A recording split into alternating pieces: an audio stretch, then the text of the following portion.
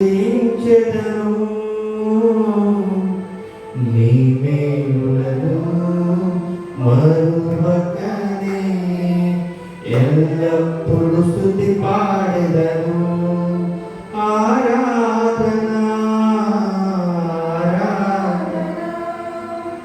ఆరాధన ఆరాధన నీ మేలులకై ఆరాధనా నీ దీవెనకై ఆరాధనా నీ మేలులకై ఆరాధనా నీ దీవెనకై ఆరాధనా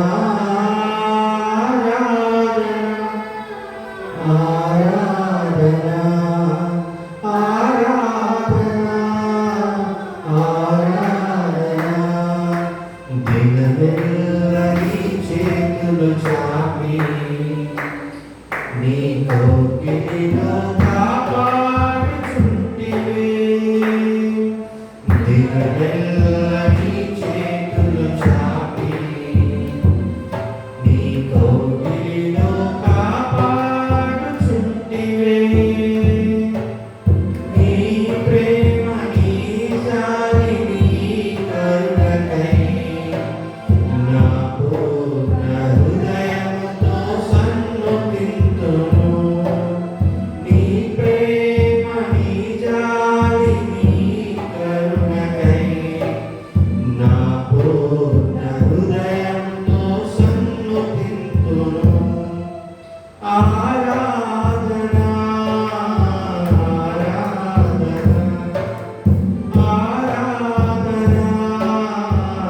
ఆరాధనా నీ ప్రేమకై ఆరాధనా నీ జాలికై ఆరాధనా నీ ప్రేమకై ఆరాధనా నీ జాలికై ఆరాధనా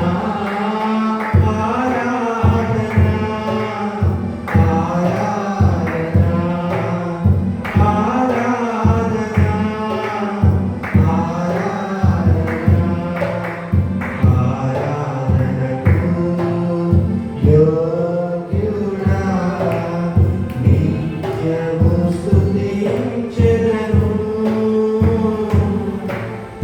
నీ మేలులను మరువకనే ఎల్లప్పుడు స్తుతి పాడెదను.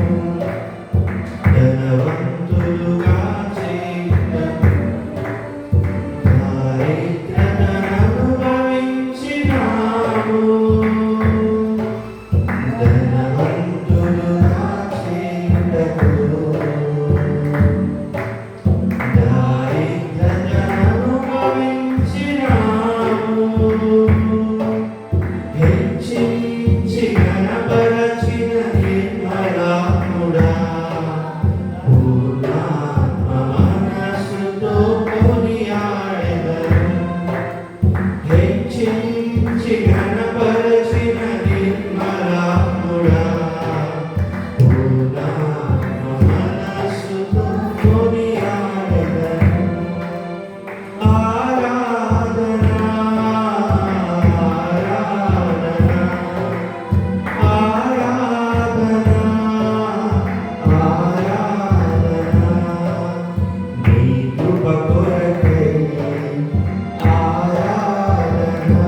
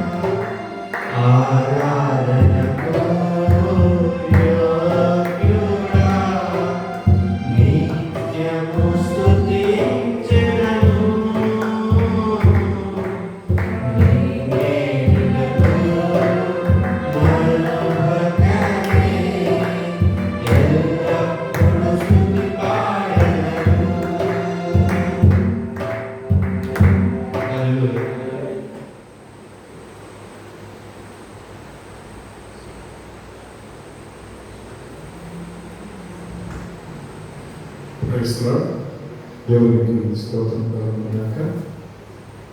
దేవుని స్తోత్రం చేయగలమా? హల్లెలూయా. మరొక పాట పాడగలమా?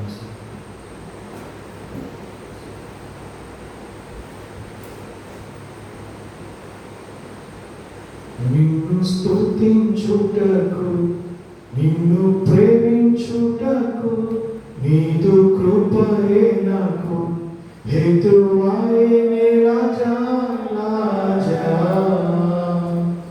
నిన్ను స్తుతించుటకు, నిన్ను ప్రేమించుటకు, నీదు కృపయే నాకు హేతువాయే రాజా రాజా.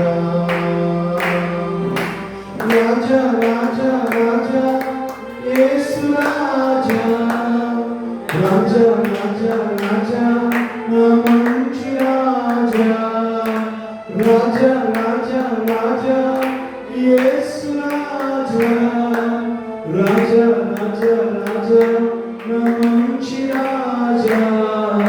నిన్ను స్తుతించుటకు, నిన్ను ప్రేమించుటకు, నీదు కృపయే నాకు హేతువాయే రాజా రాజా.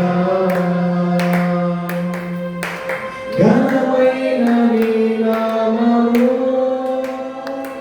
బలమైన దుర్గమయే, ఘనమైన నీ నామము బలమైన దుర్గమయే.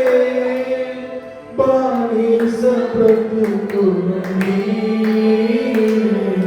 విడుదల నాకిచ్చావే, బానిస బ్రతుకు నుండి విడుదల నాకిచ్చావే.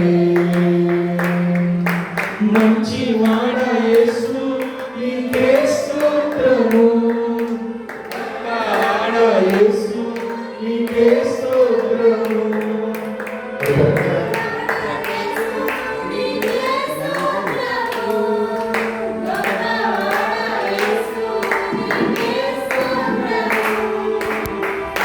స్తుతించుటకు, నిన్ను ప్రేమించుటకు, నీదు కృపయే నాకు హేతువాయే రాజా రాజా.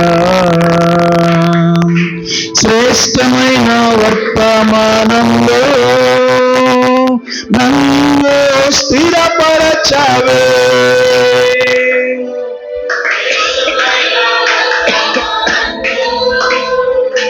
నన్ను స్థిరపరచావే. నా వేదికయలో నుండి బయటకు రప్పించావే, నా వేదికయలో నుండి బయటకు రప్పించావే. మంచివాడా యేసు నీకే స్తోత్రము. గట్టిగా శబ్దమంతరుతో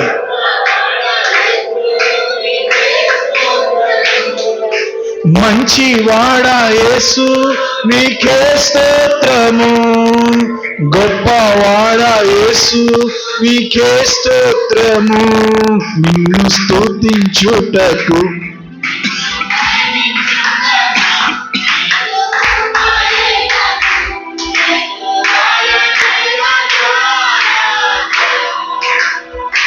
నిన్ను స్తుతించుటకు, నిన్ను ప్రేమించుటకు, నీదు కృపయే నాకు నిర్మాయనే రాజా రాజా.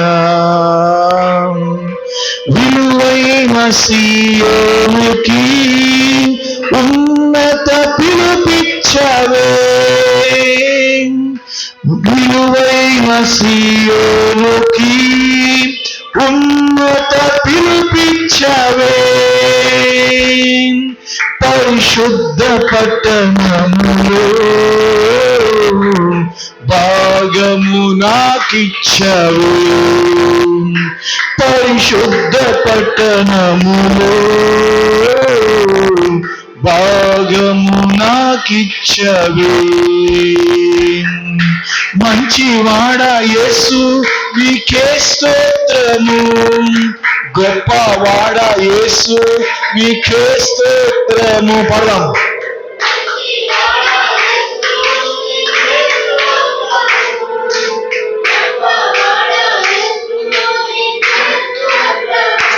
నిన్ను స్తుతించుటకు, నిన్ను ప్రేమించుటకు, నీదు కృపయే నాకు హేతువాయని రాజా రాజా. నిన్ను స్తుతించుటకు, నిన్ను ప్రేమించుటకు, నీదు కృపయే నాకు హేతువాయని రాజా రాజా. హల్లెలూయా. Praise the Lord. దేవునికి స్తోత్రం కలుగును గాక. కూడి వచ్చిన మీ అందరికీ ప్రభు అయిన యేసుక్రీస్తు నామములో నా హృదయపూర్వక వందనాలు తెలియజేస్తా ఉన్నాను. ఈ రాత్రికాల సమయంలో కొద్ది నిమిషాలు దేవుని యొక్క వాక్యాన్ని మనము ధ్యానించుకుందాం. మరి గతించిన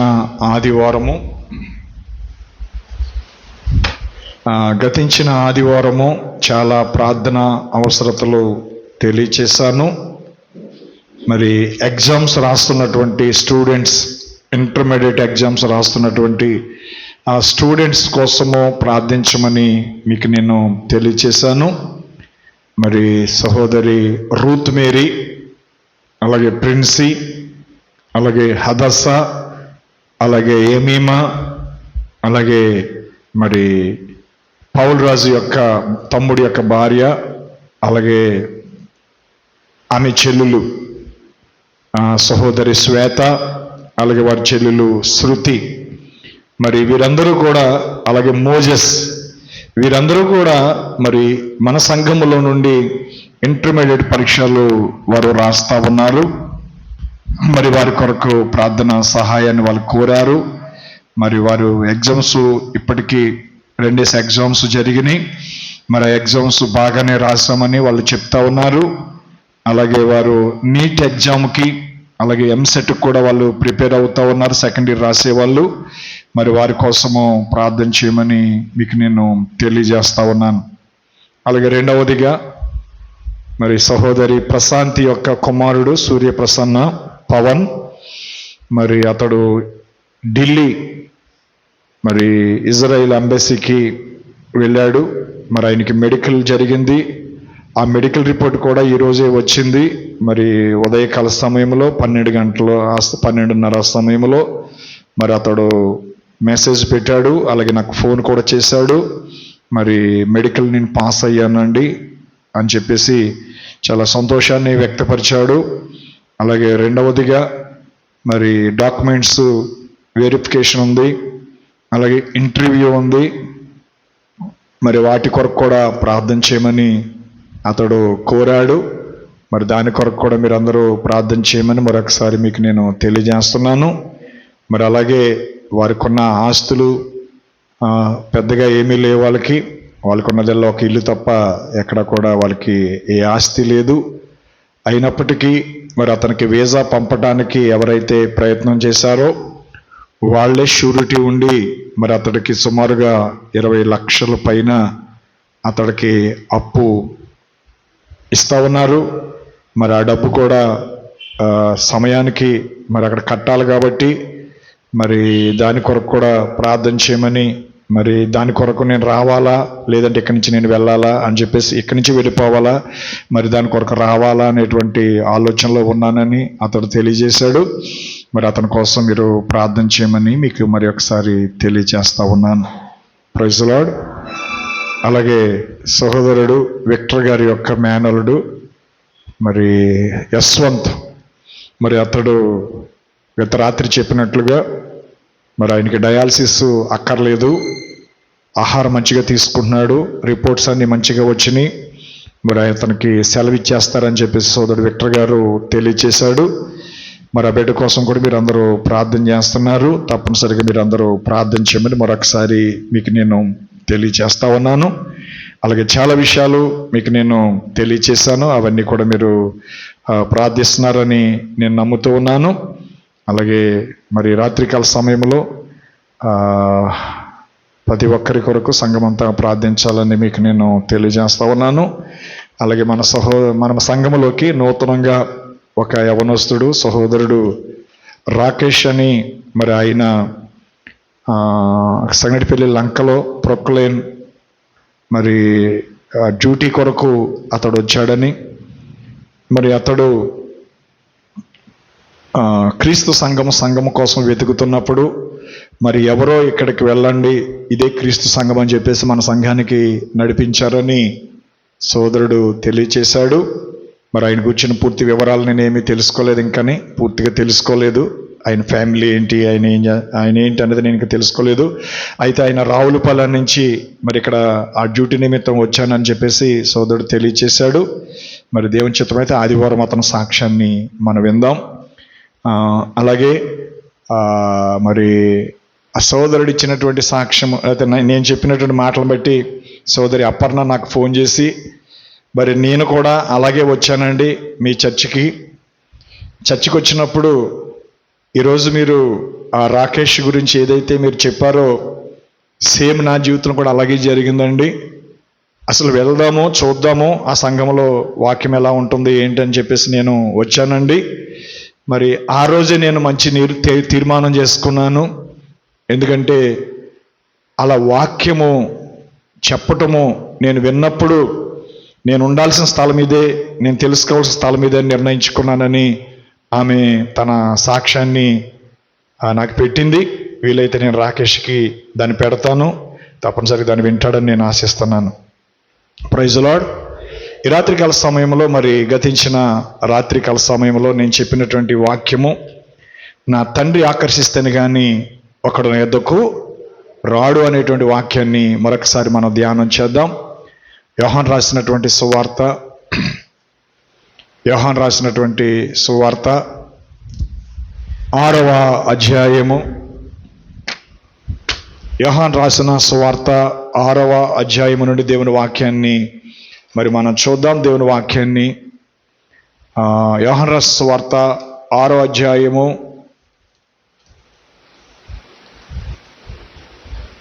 37వ వచనం. గత రాత్రి మనం దేవుని వాక్యాన్ని చదువుకొని ఉన్నాం.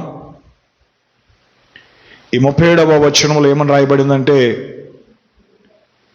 తండ్రి నాకు అనుగ్రహించిన వారందరూ నా యొద్దకు వత్తురు, నా యొద్దకు వచ్చి వారిని నేను ఎంత మాత్రమును బయటికి త్రోసివేయను.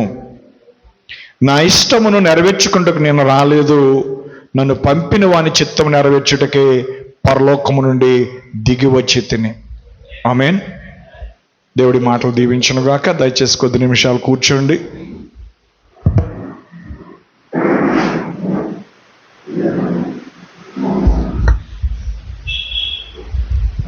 గత రాత్రి దేవుని వాక్యాన్ని మనం విన్నప్పుడు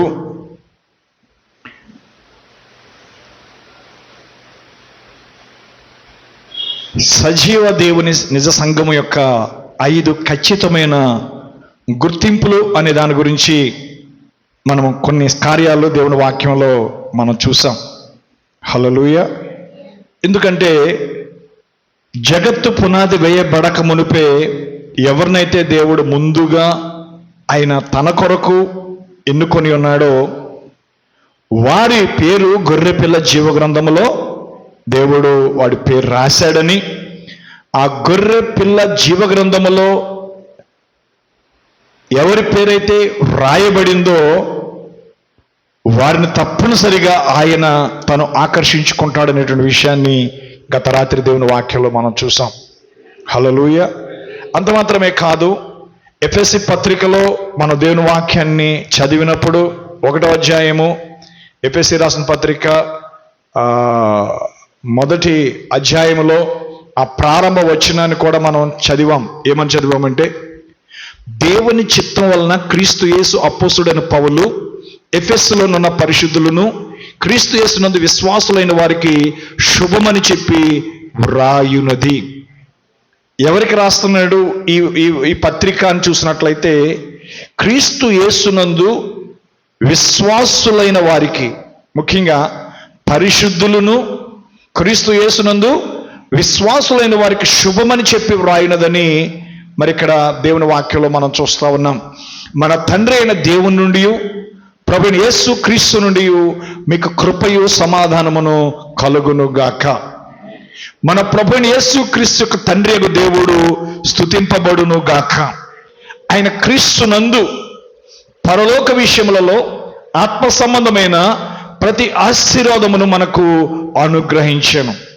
ఎట్లనగా తన ప్రియుని యందు తాను ఉచితంగా మనకు అనుగ్రహించిన తన కృపా మహిమకు కీర్తి కలుగునట్లు తన చిత్త ప్రకారమైన దయా సంకల్పము చెప్పున యేసు క్రీస్తు ద్వారా తనకు కుమారులుగా స్వీకరించుటకై మనలను ముందుగా తన కోసం నిర్ణయించుకుని మనము తన ఎదుట పరిశుద్ధులమును నిర్దోషులమునై ఉండవలనని జగత్తు పునాది వేయ బలకమునిపై ప్రేమ చేత ఆయన మనలను ఏర్పరచుకొనెను. హల్లెలూయా. దేవుడు నిన్ను నన్ను ఎప్పుడు ఏర్పాటు చేసుకున్నాడంటే జగత్తు పునాది వేయబడక ముందే. ప్రియులరా, ఈరోజు మనం ఏదో అనుకోకుండా క్రైస్తవులం కాలేదు, అనుకోకుండా మనము దేవుని మందిరానికి రాలేదు, అనుకోకుండా మనము రక్షణ పొందలేదండి. ఇదంతా కూడా దేవుడి యొక్క ముందు ప్రణాళిక, దేవుడి యొక్క ముందు ఆలోచనలో ఎవరు రక్షించబడతారో ఎవరు రక్షించబడరో ఆయనకి సమస్తము తెలుసు. ఆమేన్. అందుకే మనం దేవుని వాక్యంలో మనం చూసినప్పుడు ఇక్కడ ఒక మాట ఉంది. 64వ ఆయన అన్నాడు 65వ వచనంలో అన్నాడు, మరియు ఆయన తండ్రి చేత వానికి కృప అనుగ్రహింపబడకుంటే ఎవడును నా యొద్దకు రాలేడని హేతుని బట్టి మీతో చెప్తున్నాను. ఏంటి ఆ హేతు అంటే ఇక్కడ ఆయన అంటున్నాడు 64వ వచనంలో మనం చూస్తున్నాం. 64వ వచనం, మీలో విశ్వసించని వారు కొందరున్నారని వారితో చెప్పెను. విశ్వసించని వారెవరో తను అప్పగించిపోవాడెవడో మొదటి నుండి యేసునకు తెలుసు. అంటే విశ్వసించని వారెవరో వింటున్నారండి? తన్ను అప్పగింపబోవాడెవడో మొదటి నుండి యేసుకు తెలుసు. ఎవరు నమ్ముతారో ఎవరు నమ్మరో దేవుడికి ముందే తెలుసు. హల్లెలూయా. అందుకే యేసు అన్నాడు, ఆయన ఇలా అన్నాడు, తండ్రి చేత వానికి కృప అనుగ్రహింపబడకుంటే ఎవడు నా యొద్దకు రాలేడని ఈ హేతును బట్టి మీతో చెప్పి తిన్న నేను. అంటే మనం దేని ద్వారా రక్షించబడ్డామంటే కృప చేతనే రక్షించబడ్డాం. మన మంచితనము, మన పవిత్రత, మన యోగ్యతలు బట్టి దేవుడు మనం రక్షించలేదు, కానీ కేవలము యేసుక్రీస్తు కృపను బట్టి మనం రక్షించబడ్డాం. మనము చేసినది ఏమీ లేదు, మన కొరకు చేసిందంతా కూడా యేసుక్రీస్తు ద్వారా దేవుడు తన చిత్తమును మన ఎడలు నెరవేర్చడానికి సమస్తమును చేసి ముగించాడు. ఆమేన్. కాబట్టి బైబిల్లో మనం చూసాం ఏమనంటే ఆయన అంటున్నాడు, మనము ఏమి చేశాము? ఏమీ చేయలేదు, ఆయన చేసిన దానినే నేను చూస్తున్నాను. ఆయన ఏం చేశాడంటే మనలను ఏర్పరచుకున్నాడు. ఆయన గ్రంథములో మన పేరు వ్రాశాడు. ఆయన సంఘ గ్రంథములో పేరు వ్రాశాడు. ఆయన సంఘం ఉందండి, ఏదో మన కట్టిన సంఘం కాదండి. ఆయన శరీరమను సంఘం ఉందండి. ఆ శరీరమను సంఘములో ఆయన ఆ గ్రంథములో మన పేరు రాశాడండి. ఎప్పుడు రాశాడు? ప్రపంచమనున్నది అసలు లేకముందే. హల్లెలూయా. అసలు ప్రపంచం అనేది అసలు లేకముందే ఉండిన ఈ దృశ్య శరీరములో సభ్యునిగా మారుచున్నాం. కాబట్టి ఆయన అన్నాడు, నువ్వు ఆ సంఘములో ఉండవలసి ఉన్నావు. ఆమేన్. ఎందుకంటే ఆయన ఆ సంఘము కొరకు వస్తున్నాడు. ఏ సంఘం కొరకు?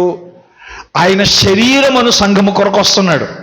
ఇదే మనం ఎఫెసీ రాసిన పత్రికలో మనం చూస్తాం. ఎఫెసీ రాసిన పత్రికలో మనం దేవుని యొక్క వాక్యంలో మనం చూసినప్పుడు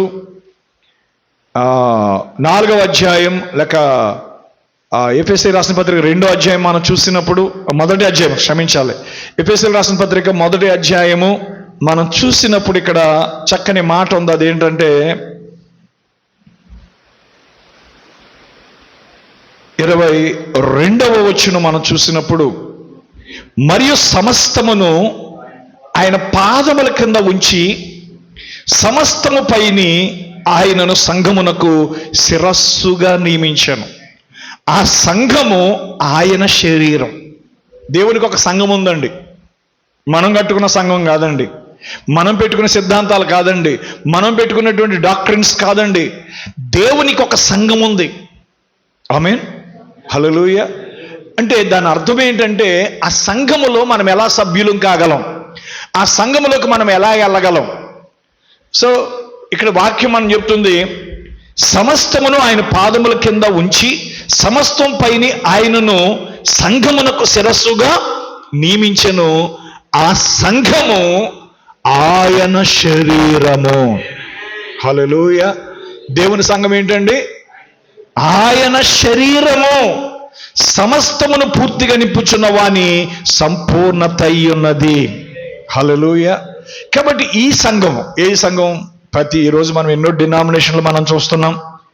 యేసునామ సంఘం ఉంది, క్రీస్తు సంఘం ఉంది, లూథరన్ సంఘం ఉంది, పెంతెకోస్తు సంఘం ఉంది, జీడిఎం సంఘం ఉంది, సెవెంత్ డే సంఘం ఉంది, యెహోవా సాక్షుల సంఘం ఉంది, ప్రియులారా బాప్టిస్ట్ సంఘం ఉంది, మెథడిస్ట్ సంఘం ఉంది, మరి పెంతెకోస్తు సంఘం ఉంది. అనేకమైన సంఘాలు మనం చూస్తున్నాం.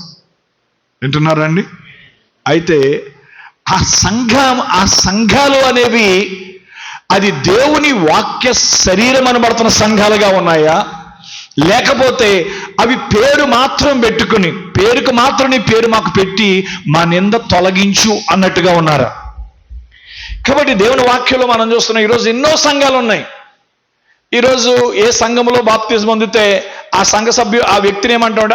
ఆ వ్యక్తి మా సంఘ సభ్యుడు, ఎందుకంటే అతడు మా సంఘములో బాప్తిజం పొందాడు, మా సంఘమే అతను పెళ్లి చేసింది, మా సంఘమే అతడికి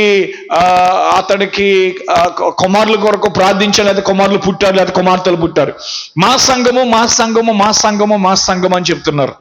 అయితే మన సంఘము అని మనం ఏర్పాటు చేసిన సంఘం గురించి యేసుక్రీస్తు మాట్లాడుతున్నాడా, లేక ఆయన శరీరం అనబడుతున్న సంఘం గురించి దేవుడు మాట్లాడుతున్నాడా? హల్లెలూయా. ఈరోజు సంఘాల కోసం మా సంఘమే కరెక్ట్, మా సంఘమే కరెక్ట్, మా సంస్థే కరెక్ట్, మా సంఘమే కరెక్ట్ అని చెప్పేసి సంఘాల కోసం ప్రాకులాడుతున్న క్రైస్తవులు మనం చూస్తూ ఉన్నాం. ఎవరి సంఘం వాళ్ళకి పెద్ద గొప్ప. మా సంఘం ఎప్పుడు వచ్చిందో తెలుసా? లూథరన్ సంఘం వాళ్ళు అంటారు, మా సంఘం ఎప్పుడు వచ్చిందో తెలుసా? 15వ శతాబ్దంలో మా సంఘం ప్రారంభమైంది. ఏ సంఘం? లూథరన్ సంఘం. మరి మా సంఘం ఎప్పుడు వచ్చిందో తెలుసా? 17వ శతాబ్దంలోనే మా సంఘం వచ్చిందంటారు బాప్టిస్టులు, మెథడిస్టులు. పెంతెకోస్తు వాళ్ళు అంటారు, మేము ఇప్పుడు వచ్చిన సంఘాలు కాదయో, మేము 19వ శతాబ్దంలోనే పెంతెకోస్తు ఆవిర్భావములోనే మేము క్రైస్తవ సంఘముగా ఏర్పడ్డాం, మా సంఘానికి 100 సంవత్సరాల చరిత్ర ఉందని చెప్తున్నారు పెంతెకోస్తు వాళ్ళు. ఇంకా మా సంఘానికి ఒక 300 సంవత్సరాల చరిత్ర ఉందని చెప్తున్నారు మెథడిస్టులు, బాప్టిస్టులు. మా సంఘానికి 500 సంవత్సరాల యొక్క చరిత్ర ఉందని చెప్తున్నారు లూథరన్ సంఘం వాళ్ళు. ఇంకా దాని అంతటికి పైన సంఘం ఉంది. ఆ సంఘం ఏంటంటే రోమన్ క్యాథలిక్ సంఘం. రోమన్ క్యాథలిక్ సంఘం అనేది ఎప్పుడు ప్రారంభమైందో తెలుసా? క్రీస్తు శకము 300 సంవత్సరములో రోమన్ క్యాథలిక్ ప్రారంభమైంది.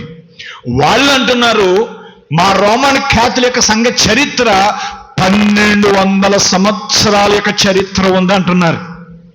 హల్లెలూయా, హల్లెలూయా. ఇప్పుడు ముస్లిమ్స్ ఉన్నారనుకోండి, అంటే మహమ్మదీయులు ఉన్నారనుకోండి, వాళ్ళు మహమ్మదీయ మతం ఎప్పుడు ప్రారంభించారంటే క్రీస్తు శకము 600 సంవత్సరములో మహమ్మదీయ మతం వచ్చిందండి. కాబట్టి మా సంఘం మా మతం యొక్క చరిత్ర 1400 సంవత్సరాల క్రితమే మా సంస్థ, లేకపోతే మా యొక్క మతం ఉన్నది, లేదంటే మాకు ఖురాన్ ఉందని చెప్తున్నారు. కానీ ఈ బైబిల్ గ్రంథం ఎప్పుడు రాయబడిందంటే 2000 సంవత్సరాల క్రితమే రాయబడింది. హల్లెలూయా. అంటే మొదటి 300 సంవత్సరాల లోపే ఈ బైబిల్ గ్రంథం రాయబడిందండి. హల్లెలూయా. మత్తయి సువార్త మార్క్ సువార్త, లూకా సువార్త, యోహాను సువార్త, అపోస్తుల కార్యాలు, రోమా పత్రిక, కొరింథీ పత్రికలు, ప్రియులారా ఎఫెసీ, లేకపోతే గలతీ, మరి ప్రకటన గ్రంథం వరకు రాయబడింది. ఎప్పుడంటే ఇది ఎప్పుడు రాయబడిందండి? క్రీస్తు శకము మొదటి 100 సంవత్సరాల లోపే ఈ బైబిల్ గ్రంథం రాయబడింది. హల్లెలూయా. చూడండి, ఈ గ్రంథకర్తలు అంటే గ్రంథాన్ని రాసినటువంటి రచయితలు ఎవరంటే, అది మనం చదువుతున్నాం.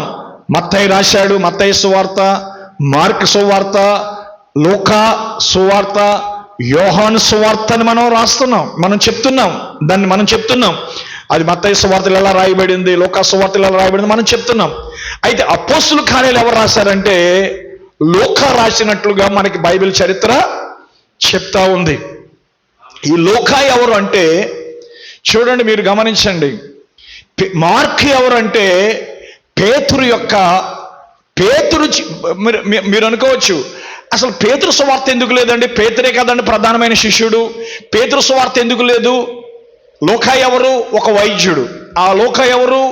పౌలు కూడా తిరిగినటువంటి ఒక పరిచారకుడు, లేకపోతే ఒక వైద్యుడు లూకా. మరి లూకా సువార్త ఉంది కానీ పేతురు సువార్త ఎందుకు లేదండి?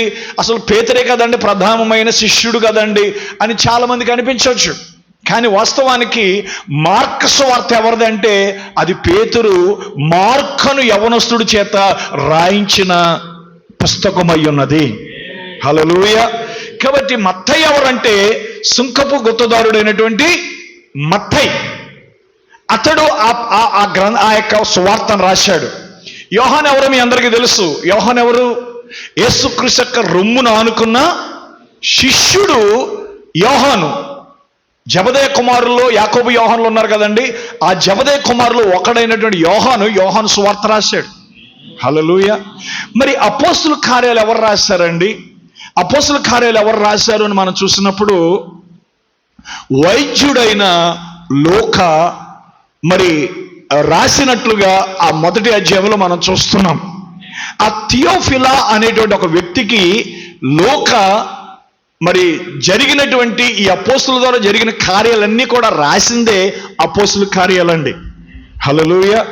ఎందుకంటే క్రీస్తు శిలువ మరణము, క్రీస్తు పునరుత్థానము, క్రీస్తు యొక్క ఆరోహణము, తర్వాత క్రీస్తు పరిశుద్ధాత్మ యొక్క ఆ యొక్క రాకడ అనగా ఆ పెందువసిన పరిశుద్ధాత్మ, ఈ కార్యాలన్నీ కూడా ప్రియులారా మరి లూకా దానిలో పొందుపరచడానికి గల కారణం ఏంటంటే అది పౌలు యొక్క మరణం వరకు రాయబడింది.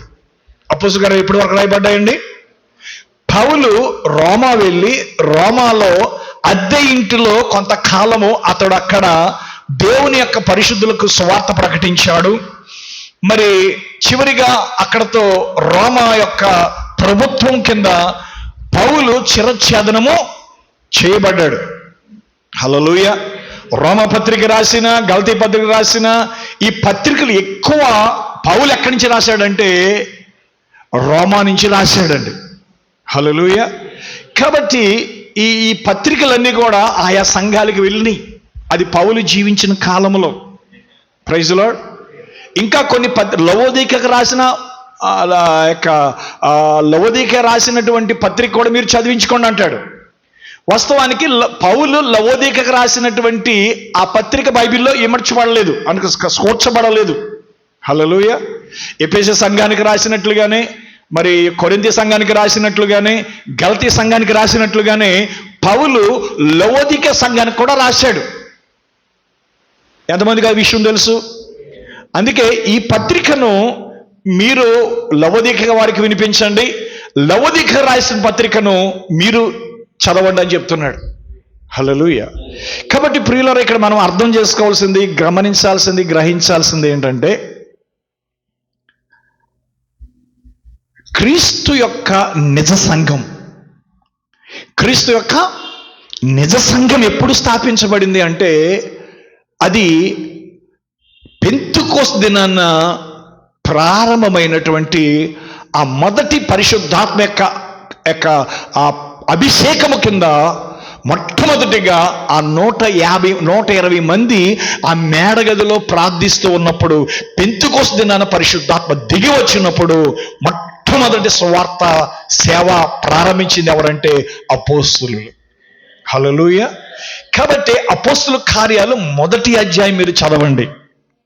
ఎప్పుడైతే మొదటి అధ్యాయం మీరు చదువుతారో ఈ మొదటి అధ్యాయంలో క్రీస్తు యొక్క మరణము, సమాధి, పునరుత్థానము, ఆరోహణము, ప్రియులరా, ఇవన్నీ కూడా పేతురు చక్కగా వివరించి మాట్లాడుతూ ఉన్నాడు. ఆ తరువాత మరి రెండవ అధ్యాయం కాడికి వచ్చేటప్పటికి శిష్యులందరూ కూడా ఇస్కరియోత చనిపోయాడు. ఇస్కరియోత స్థానంలో ఎవరిని తీసుకోవాలన్నప్పుడు మత్తీయ పేరిట ఒక చీటీ వచ్చినప్పుడు 11 మందితో పాటు 12వ వాడిగా మత్తీయాను తీసుకున్నట్లుగా మన దేవుని వాక్యంలో మనం చూస్తున్నాం. హల్లెలూయా. అయితే పిల్లరా, రెండవ అధ్యాయం కాడికి వచ్చేటప్పటికి వారందరూ కూడి ఏకముగా ప్రార్థిస్తున్నప్పుడు పరిశుద్ధాత్మ అగ్ని జ్వాలల వలె వారి మీద దిగిరాగా వారు పరిశుద్ధాత్మతో నింపబడినప్పుడు, హల్లెలూయా, పేతురు లేచి మాట్లాడుతూ ఉన్నాడు. ఆ పేతురు యొక్క ప్రసంగం, ఆ పేతురు యొక్క మొదటి ప్రసంగమే పెంతెకొస్తు దినాన్న మీరు సిలువ వేసిన యేసునే దేవుడు ప్రభువుగాను క్రీస్తుగాను నియమించెను, ఇది ఇజ్రాయేల్ వంశమంతయు రూఢిగా తెలుసుకున్న వాళ్ళని వారికి ఆజ్ఞాపించాడు. ఆమేన్. చూడండి ఆ మాట. అపోస్తుల కార్యాలు 2వ అధ్యాయము 36వ వచనం. అపోస్తుల కార్యాలు 2వ అధ్యాయం 36వ వచనం. అపోస్తుల కార్యములు 2వ అధ్యాయము 36వ వచనం మీరు చదివినట్లయితే ఇక్కడ ఇలా రాయబడింది. చూడండి, ఒక మాట మనం చూస్తున్నాం. ఈ 2వ అధ్యాయం మనం చూసినప్పుడు పెంతెకొస్తు పండుగ దినం వచ్చినప్పుడు, పెంతెకొస్తు పండుగ దినం వచ్చినప్పుడు అందరూ ఒక చోట కూడి ఉండిరి. అప్పుడు వేగముగా వీచు బలమైన గాలి వంటి ఒక ధ్వని ఆకాశము నుండి అకస్మాత్తుగా వారు కూడి ఉన్న ఇల్లంతయు నిండెను. మరియు అగ్నిజ్వాలల వంటి నాలుకలు విభాగింపబడినట్టుగా వారికి కనబడి వారిలో ఒక్కొక్కని మీద రాలగా అందరూ పరిశుద్ధాత్మతో నిండిన వారై ఆత్మ వారికి వాక్శక్తి అనుగ్రహించిన కొలది అన్య భాషలతో మాట్లాడసాగిరి. హల్లెలూయా, ప్రైజ్ ది లార్డ్. చూడండి ప్రియులారా, ఇక్కడ మనం చూస్తున్నాం. అయితే వీరు ఈ రీతిగా మాట్లాడుతున్నప్పుడు, అన్య భాషలతో మాట్లాడుతున్నప్పుడు కొందరు అన్నారంట 13వ వచనం, వీరు క్రొత్త మద్యముతో నిండి ఉన్నారని అపహాస్యం చేశారు. వీళ్ళు తాగేసిన మాటలు ఇవన్నీ పిచ్చి మాటలు, ఇవన్నీ అసలు వినకుండా మాటలు అని చెప్పేసి వారు ఎగతాళి చేసినప్పుడు పేతురు ఆ 11 కూడా లేచి నిలిచి బిగ్గరగా వారితో ఇలా అన్నాడు, యోదయ మనుషులారా, యెరూషలేములో కాపురమున్న సమస్త జనులారా, ఇది మీకు తెలియనుగాక. చెవియొగ్గిన మాట వినుడి. మీరు ఊహించినట్టు వీరు మత్తులు కారు. పొద్దు పొడిచి జామైనా కాలేదు. యోవేలు ప్రవక్త ద్వారా చెప్పబడిన సంగతి ఇదే. ఏమనగా, అంత్య దినముల యందు నేను మనుషులందరి మీదను నా ఆత్మను కుమ్మరించేదను. మీ కుమారులను మీ కుమార్తెలను ప్రవచించెదరు. మీ యవ్వనులకు దర్శనములు కలుగును. మీ వృద్ధులు కలలు కందురు. వింటున్నారా అండి? హల్లెలూయా.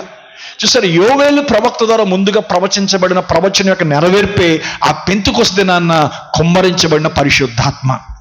హల్లెలూయా, హల్లెలూయా. ఇక్కడ 22వ వచనం చూడండి. ఇశ్రాయేలీయులారా, ఈ మాటలు వినుడి. దేవుడు నజరేయుడగు యేసు చేత అద్భుతములను, మహత్కార్యములను, సూచక్రియలను మీ మధ్యను చేయించి ఆయనను తన వల్ల మెప్పు పొందిన వానిగా మీకు కనపరిచాను. ఇది మీరే ఎరుగుదురు. దేవుడు నిశ్చయించిన సంకల్పమును ఆయన భవిష్యత్తు జ్ఞానమును అనుసరించి అప్పగించబడిన ఈయనను మీరు దుష్టుల చేత సిలువ వేయించి చంపితిరి. అంటున్నారా? ఏం చేశారంటండి? ఇశ్రాయేలు మాట వినండి. దేవుడు నజరేయుడగు యేసు చేత అద్భుతములను, మహత్కార్యములను, సూచక్రియలను మీ మధ్యన చేయించి ఆయనను తన వలన మెప్పు పొందిన వారికి మీకు కనపరిచాను. ఇది మీరే ఎరుగుదురు. దేవుడు నిశ్చయించిన సంకల్పమును ఆయన భవిష్యత్తు జ్ఞానమును అనుసరించి అప్పగించబడిన ఈయనను మీరు దుష్టుల చేత సిలువ వేయించి చంపారంటున్నాడు. మీరు చంపేశారు ఆయన్ని. దుష్టుల చేత సిలువ వేయించి చంపేశారు మీరు. మరణము ఆయనను బంధించి ఉండుట అసాధ్యము గనుక దేవుడు మరణ వేదనను తొలగించి ఆయనను లేపెను. హల్లెలూయా, హల్లెలూయా. అయితే ఇక్కడ మీరు గమనించండి 36వ వచనం. ఇదంతా చదివితే చాలా టైం పడుతుంది కాబట్టి ఆ ప్రవచనాలని నేను చదవట్లేదు, కానీ మీరు జాగ్రత్తగా వినండి. పోనీ ముందు ఇది చదువుదాం. 31వ వచనం, కొంచెం 29వ వచనం చదువుదాం. సహోదరులారా, మూల పురుషుడకు దావీదును గురించి మీతో నేను ధారాళముగా మాట్లాడవచ్చును. అతడు చనిపోయి సమాధి చేయబడిను, అతని సమాధి నేటి వరకు మన మధ్యన ఉన్నది. అతడు ప్రవక్త అయ్యుండెను గనుక అతని గర్భఫలములో నుండి అతని సింహాసనం మీద అక్కడ కూర్చుండబెట్టుదును అని దేవుడు తనతో ప్రమాణపూర్వకంగా ఒట్టు పెట్టుకున్న సంగతి అతడు ఎరిగి, క్రీస్తు పాతాళములో విడువబడలేదనియు ఆయన శరీరం కుళ్ళిపోలేదనియు దావీదు ముందుగా తెలుసుకుని ఆయన పునరుత్థానమును గురించి చెప్పెను. ఈ యేసును దేవుడు లేపెను, దీనికి మేమందరము సాక్షులం. కాగా ఆయన దేవుడి కుడి పార్శ్వమునకు హెచ్చించబడి పరిశుద్ధాత్మను గూర్చిన వాగ్దానమును తండ్రి వలన పొంది మీరు చూచుచూ వినుచున్న దీనిని కుమ్మరించి ఉన్నాడు. హల్లెలూయా. 36వ వచనం, మీరు సిలువ వేసిన ఈ యేసునే దేవుడు ప్రభువుగాను క్రీస్తుగాను నియమించాను. ఇది ఇశ్రాయేలు వంశమంతయు రూఢిగా తెలుసుకున్న వాళ్ళని చెప్పాను. ఆమేన్, హల్లెలూయా. వారి ఈ మాట విని హృదయంలో నొచ్చుకొని, సహోదరులారా మేమేమి చేతుమని పేతురును కడమ అపోస్తులను అడుగగా, ఇప్పుడు పేతురు చెప్తున్నాడు, మీరు మారు మనసు పొంది. ఆమేన్. ఏం పొందాలంటండి? మీరు మారు మనస్సు పొంది పాప క్షమాపణ నిమిత్తం ప్రతి వాడు యేసు క్రీస్తు నామమున బాప్తిసం పొందుడి. మొట్టమొదటి పొందాల్సింది ఏంటండి? మారు మనస్సు పొంది. హల్లెలూయా.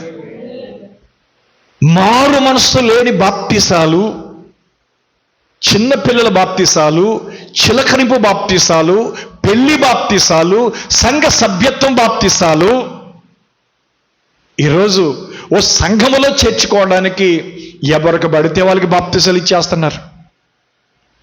ఎవరికి పడితే వాళ్ళకి బాప్తిసాలు ఇచ్చేస్తున్నారు. వాడికి ఒక సాక్ష్యం ఉండదు, ఆమెకు ఒక సాక్ష్యము ఉండదు. అయితే బైబిల్ చెప్తుంది, వారు ఈ మాట విని హృదయములో నొచ్చుకొని, అంటే పొడవబడి, వాక్యాన్ని విన్నప్పుడు ఏమవ్వాలంటండి? వాక్యం అంట పొడవబడాలంటండి, గుచ్చబడాలంటండి. హల్లెలూయా. అలా పశ్చాత్తాపము కలిగించే వాక్యము ఈనాడు సంఘాల్లో లేదండి. బాగా బైబిల్ ట్రైనింగ్ అవ్వటం, బాగా బోధకులుగా పిలువబడటం, ఛాలెంజ్లు చేసుకోవటం, మేం గొప్ప అంటే మేము గొప్ప అని చెప్తున్నారు తప్ప, జాగ్రత్తగా నడి మాటలు, మేం గొప్ప అంటే మేం గొప్ప అంటున్నారు తప్ప, ఆ బోధించేవాడికి మారు మనసు ఉందా? ఆ వాక్యం వినేవాడికి మారు మనసు వచ్చినోడేనా?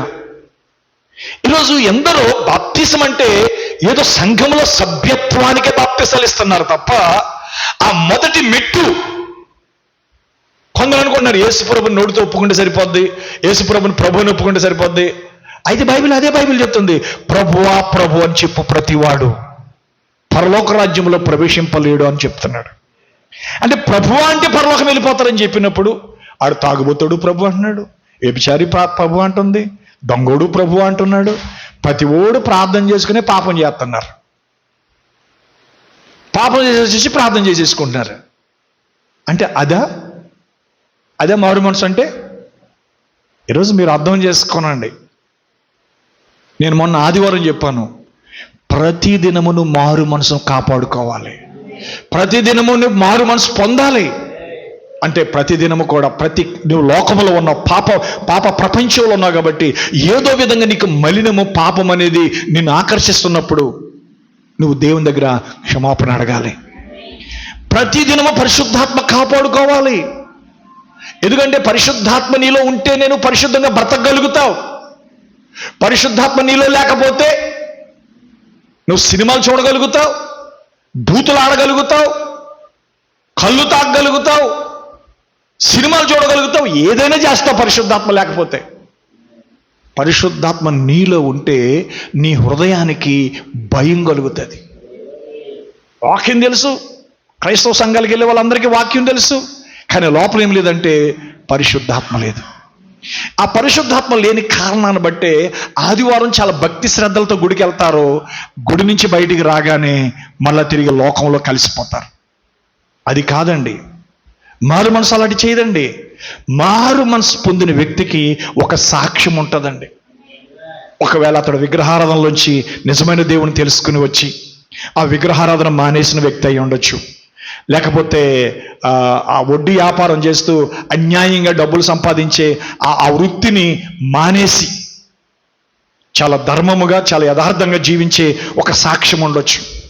లేకపోతే కొంతమంది ఆ యొక్క సినిమాలు చూసే అలవాటు ఉన్నవాడు సినిమాలు మానేసి, నేను ఒకప్పుడు సినిమా పిచ్చోడిని, సినిమాలు చూసేవాడిని, నేను ఒకప్పుడు తాగుబోతుడిని, నేను తాగుడు తాగేవాడిని, అయితే యేసుక్రీస్తు నా జీవితాన్ని మార్చాడు, నా పాపంలో ఒప్పింప చేశాడు, నేను నా పాపాలు ఒప్పుకున్నాను దేవుని దగ్గర, నేను దేవుని దగ్గర పశ్చాత్తాపడ్డాను, కాబట్టి ఈరోజు నేను క్రీస్తుని కలిగి ఉన్నాను అని చెప్పగలుగుతారండి. అయితే అసలు మారు మనసు గురించే చెప్పకపోతే కొందరు ఇంకా ఓవర్ యాక్షన్ ఏంటంటే యేసుప్రభు రాకడైపోయింది, యేసుప్రభు ఎత్తబడిపోయాము, ఇవన్నీ చెప్తున్నారు. కానీ అలా చెప్పేవాడికి ఎవ్వడికి మారు మనసు లేదండి. వాళ్ళు అలా చెప్పుకుంటున్నారు. మారు మనసు అంటే ఏంటి? మేము వర్తమానం నమ్ముతున్నాం, మేము వర్తమానం నమ్ముతున్నాం. వర్తమానం నమ్మటం మారు మనసు కాదు బాబా. అందే యాకోబు చక్కగా చెప్పాడు, నీ విశ్వాస క్రియలతో కూడింది అయి ఉండాలి. హల్లెలూయా. కాబట్టి ఈరోజు చాలామంది చాలా విధానాలు ఎలా అయిపోయినాయి అంటే పిల్లరా, అధిక జ్ఞానం బాగా చదివేస్తున్నారు, బాగా వినేస్తున్నారు, బాగా చదివేస్తున్నారు. కాబట్టి టాలెంటెడ్ చూపించుకుంటా ఉన్నారు, ఛాలెంజ్లు చేస్తూ ఉన్నారు. కానీ దీనత్వం కానీ, తగ్గింపు కానీ, మాదిరికరమైన జీవితం కానీ, మాటల్లో కానీ, చూపుల్లో కానీ, ప్రవర్తనలో కానీ ఏ విధమైన ప్రజలకి మాదిరి లేని జీవితాలు జీవిస్తున్నారు. ఈ రాత్రికాల సమయంలో వాక్యము నీకు పొడవబడిందా? నిజంగా నువ్వు పశ్చాత్తాపడ్డావా? నిజంగా నీ పాపాల గురించి నువ్వు నిజంగా దేవుని దగ్గర, ప్రభువా నన్ను క్షమించు ప్రభువా, ఇంకెన్నడూ నీకు విరోధంగా నేను జీవించను ప్రభువా, ఇంకెన్నడూ నీకు వ్యతిరేకంగా నేను బ్రతకను ప్రభువా, నన్ను క్షమించు ప్రభువా అని ఒప్పుకొని దేవుని దగ్గరకు వచ్చినోడు జీవితం ఎలా ఉంటుందో తెలుసా అండి? రక్షణ పొందిన తర్వాత ఏమాత్రం ఒక సినిమా చూసినా లోపల తప్పు చేశాననే భావం, ఏమాత్రం కొంచెం ఏ స్త్రీ పట్ల, ఏ పురుషుడి మీద ఏ విధమైన జోక్ చేసినా నేను తప్పు చేశాననే భావన, ఇక త్రాగుడు తాగితే ఇక గుడికే వెళ్ళటాన్ని నేను అర్హుని కాదన్నంతగా భయము కలగటం. హల్లెలూయా. ఎవరినైనా తిడితే నేను చాలా పాపం చేశాను, నేను బూతులు మాట్లాడాను ప్రభువా, ఇక నీ వాక్యం చదవటానికి కూడా నేను మంచివాడిని కాదు ప్రభు అని వాక్యాన్ని కూడా దూరం అవ్వాలని ఆలోచనలు రావటం. ఇదంతా ఎందుకు వస్తుందో తెలుసా? నీకు నిజమైన మారు మనసు ఉంది కాబట్టి. మారు మనసు లేనివాడికి ఏంటమ్మా, గుడికి వెళ్ళిపోతాడు, అన్ని కార్యక్రమాలు మామూలే, మళ్ళీ బయటకు వస్తారు, అన్ని కార్యక్రమాలు మామూలే. అందుకే ఈరోజు నేను చెప్తున్నాను దేవుని వాక్యాన్ని బట్టి, క్రైస్తవులందరూ పరలోకంలో ఉండరండి, క్రైస్తవులందరూ పరలోకం ఉంటారని మోసపుచ్చుతున్నారండి. గుడికి వెళ్ళిన వాళ్ళందరూ పరలోకానికి వెళ్ళిపోతారని చెప్తున్నారండి. కాదండి, అలా కాదండి, అసలు అది అలా కానే కాదండి. ఒక్కడు క్రొత్తగా తిరిగి జన్మిస్తేనే కానీ వాడు దేవుని రాజ్యమును చూడలేడు, దేవుని రాజ్యంలో ఉండలేడండి. హల్లెలూయా. కాబట్టి పిల్లరా, ఈరోజు మనం సీనియర్స్ అయిపోయాం, చాలా కాలం క్రితమే మారు మనసు పొందేశాం, చాలా కాలం క్రితమే బాప్తిజం పొందేశాం, చాలా కాలం క్రితమే మనము పరిశుద్ధాత్మ పొందేశామని అనుకుంటున్నాం, చాలా కాలం క్రితమే మనం చాలా పవిత్రమైపోయాం అనుకుంటున్నారు. అలా అనుకోకండి. అలా అనుకుని మీ ఇష్టానుసారంగా జీవించడానికి దేవుడు ఇష్టపడలేదండి. ప్రతిదినము కొన్ని సమయాల్లో ప్రతిదినము కూడా, దేవా నేను కరెక్ట్గా లేను ప్రభువా, నేను సరైన జీవితం జీవించట్లేదు ప్రభువా, నన్ను క్షమించు ప్రభువా, నన్ను క్షమించు ప్రభువా, నేను దాన్ని విడిచిపెడుతున్నాను ప్రభువా, దేవా దాన్ని నా నుంచి దూరం చేయి ప్రభువా అని పశ్చాత్తాపడే మనసు ఉంటుందండి. మారు మనసు, అసలు మొదట మారు మనసు ఉన్నవాడికి, అస్సలు మారు మనసులు లేని దానికి అస్సలు మారు మనసు లేనివాడికండి అసలు పాపం గురించి పశ్చాత్తాపడే మనసు కానీ భయము కానీ ఉండదండి. Praise the Lord. హల్లెలూయా. ఎందుకంటే పిల్లలకి నేను చెప్తున్నాను, ఆ వాక్యం విన్నప్పుడంట వారి హృదయాలు పొడవబడ్డాయంటండి. మీరు సిలువేసిన క్రీస్తునే అని చెప్పాడు. అయితే ఈరోజు ఈ వాక్యము అన్యజనులమైన మనకి ఎలా పొడవబడుతుంది అంటే ఎలా గుచ్చుకుంటుందంటే పిల్లరా, నీ పాపముల కొరకే యేసు చనిపోయాడు, నీ దోషముల కొరకే ఆయన నలుగొట్టబడ్డాడు. హల్లెలూయా. మన అతిక్రమములను బట్టి ఆయన గాయపరచబడ్డాడు. హల్లెలూయా. నాదు పాపమే నిన్ను సిలువకు గురి చేసెన్, నాదు దోషమే నిన్ను అణువణువున హింసించెన్, నాదు పాపమే నిన్ను సిలువకు గురి చేసెన్, నాదు దోషమే నిన్ను అణువణువున హింసించెన్, నీవు కార్చిన రక్తధారలే నా రక్షణాధారం, నీవు కార్చిన రక్తధారలే నా రక్షణాధారం, సిలువను చేరెదన్ విరిగిన హృదయముతోను, సిలువను చేరెదన్ విరిగిన హృదయముతోను. దేవునికి స్తోత్రం. హల్లెలూయా.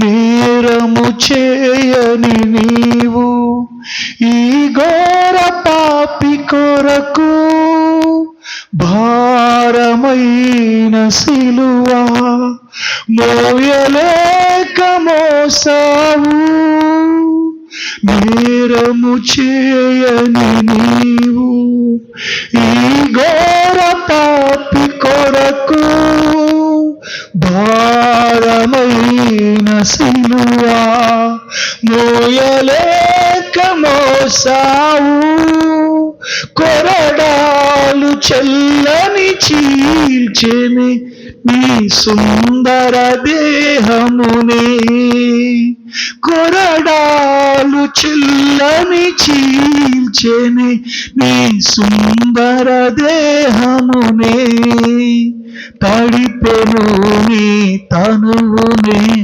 రుధిరంబుధారలై, తడిపెను నీ తనువునే రుధిరంబుధారలై,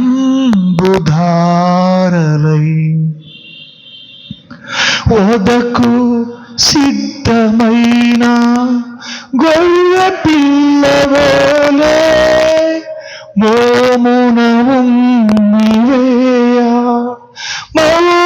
మౌనివైనావే, వదకు సిద్ధమైన గొర్రె పిల్లవలే మోమున ఉన్నివేయా మౌనివైనావే,